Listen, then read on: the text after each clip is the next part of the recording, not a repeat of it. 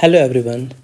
In this video, what we're going to learn is one of the key lessons or main lessons that we can learn from the book Rich Dad Poor Dad. One of the seminal books in the personal finance history, and everybody must read at least in the beginning to understand the concept and really apply in life. It could be really life changing. And I urge you to see the video till the end. Definitely, you can get one or two so much key important aspects which can really be life changing for you if you do not know about it. What we will do is we will dissect some of the very important lessons and key takeaways from the book, and we'll try to see how we can apply and improve ourselves to become rich. One of the key lessons, especially when I read it, I took away is that rich do not work for money. Middle class and poor, they work for money. Rich make money work for them. So what does it mean, right? It basically means if you observe people around you, people who seem rich are not the people who are going to go for 9 to 5 jobs or salaried people. Salaried people, be it professors or person who is working in office or certain job, etc., they're usually just working for money, earning money by doing some job, trading their time. But the people who are working in businesses or having a lot of assets like either stocks or real estate or some kind of business where their presence probably is not required over there, they still generate money from it, and they invest their money to generate even more money from it. Say for example stocks, they invest some money and get more money out of it. So those are the people who generate money from the money, basically money working for them. Those are the people who actually are rich. We can observe and we can see in and around us. People who are generally working for the job, running paycheck to paycheck, trying to save, spend some money and save some money and trying to build a corpus over a time and all. They are not usually not that financially rich. This is one key difference that we can see and we need to observe and try to see, even though we may be in job, what can we do to have the passive income sources so that we get money even when you are not really working. Maybe you are sleeping, even then you generate money. Maybe you are working in a 9 to 5 job, but if you have bought some stocks, probably the stock prices will appreciate and you will get some more money from it, or stocks will provide dividends to you, which is an additional income to you, or you have some real estate bought from the savings that you had, and that real estate generates some money through rental income. So like that, if you have assets which generates passive income to you, definitely it keeps on adding to your corpus and then keeps generating the compound interest on top of it to build you more wealth. So that's the difference between the rich and the poor, where poor try to make money by working, they work for money, whereas rich make their money work for them. So that's one of the key difference, and the key takeaway here is that definitely mind your business, because unless you contribute towards some of the investments or something which you can generate additional income streams, it is very hard for anybody to beat the inflation, save a lot and build good amount of wealth. So rich, if you consider rich versus poor, the key difference is what do they do in terms of money work for them and they work for money. So that's the passive income part. We need to definitely ensure to generate passive income. Poor generally depend on salary income, which is another problem. I will tell you why. Because what happens, for the salary income, you actually first pay the taxes to the government, and then whatever is left out after paying the taxes is something which you get in hand, and that you have to spend, and on top of that whatever is remaining only you will save, which will be very less. However, in case of business, when you have investment income or business income, most likely you will have the expenses first covered, which means that whatever the expenses you have spent on the business is already deducted from the income, and then the remaining is taxed. First you spend and then the remaining is getting taxed, unlike in the salaried place where the tax is applied on your income initially itself even before you spend it, thereby providing more tax to the government, so your in hand will be less. So those are some of the things which probably many of the people do not realize it, because financial literacy and education is not often provided in schools and colleges. Unfortunate part, because a lot of things people can learn about accounting, investing, a lot of different skills about financial literacy, which definitely helps a lot in building wealth. So that is why we may be seeing very extremely very good smart people in terms of their education and qualification, but not necessarily they are rich in terms of financial net worth and the wealth that they have. That's mainly because their focus has not been in learning the financial aspects of it. If only they actually develop their financial literacy and also develop some of the peripheral skills which are very important in life, then the whole game changes.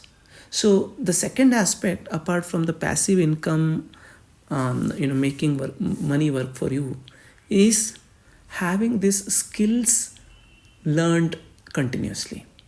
And rich people, we can observe, they continuously learn through the experiential learning or through seminars or by attending programs or continuously having curiosity and whatnot. They try to develop more skills which will be helpful for earning more money. Say for example, take a writer. He may be a very good writer, or he may be just one step away from becoming a great wealthy person if only he knows, let's say, one more skill, which is sales and marketing, maybe public relations also. If only he knows those skills, he can market his work very well.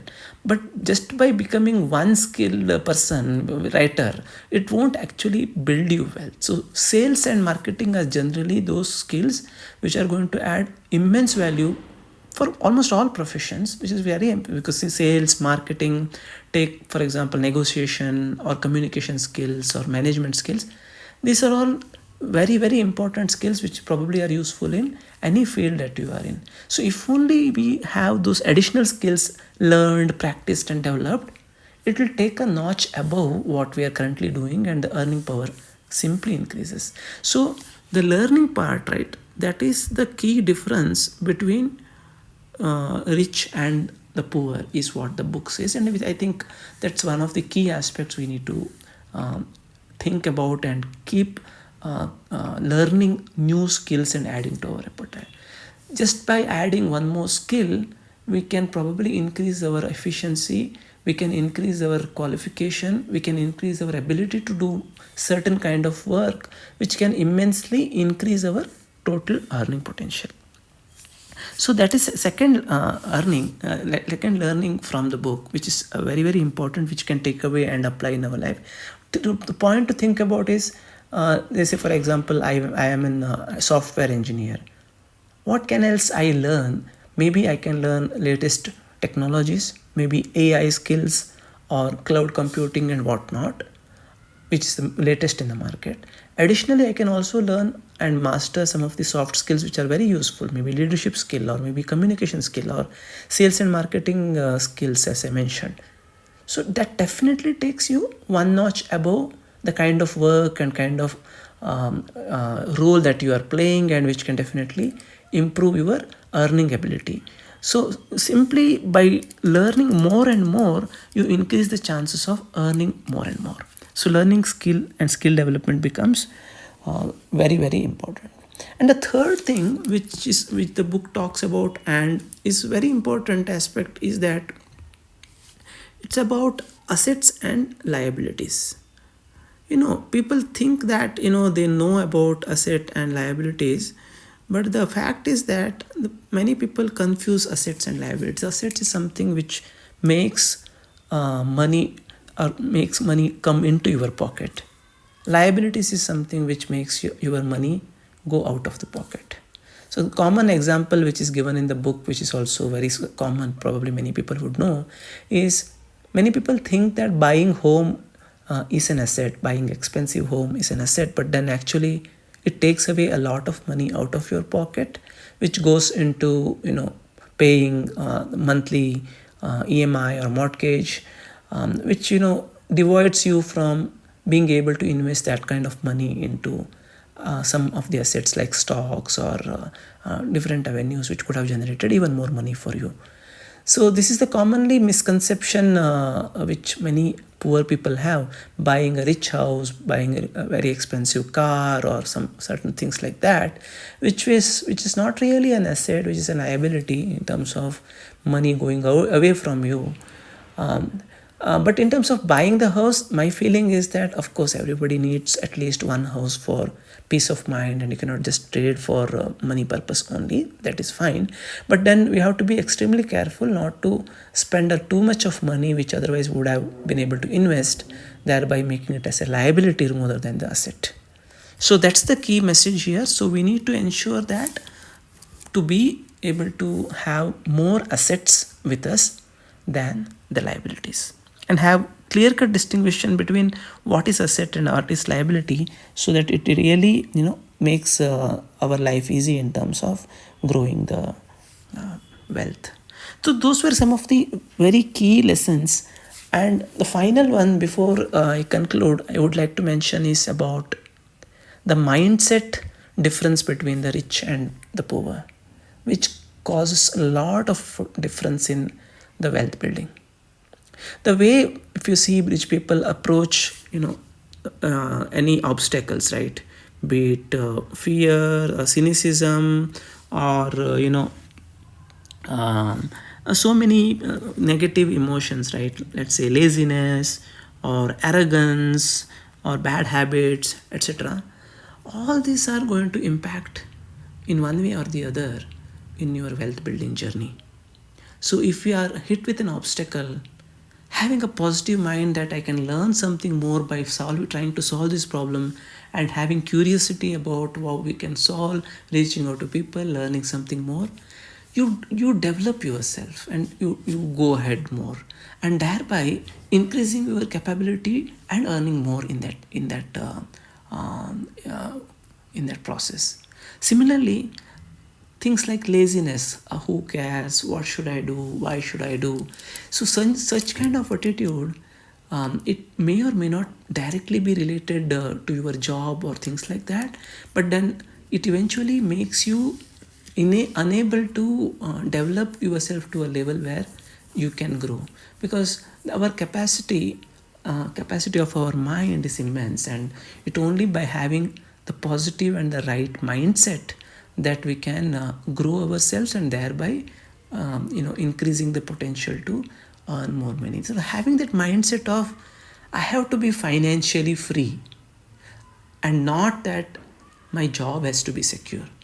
There is a significant difference in this, right? Poor or middle class think that my job has to be secure. I should do everything that is possible to hold my job.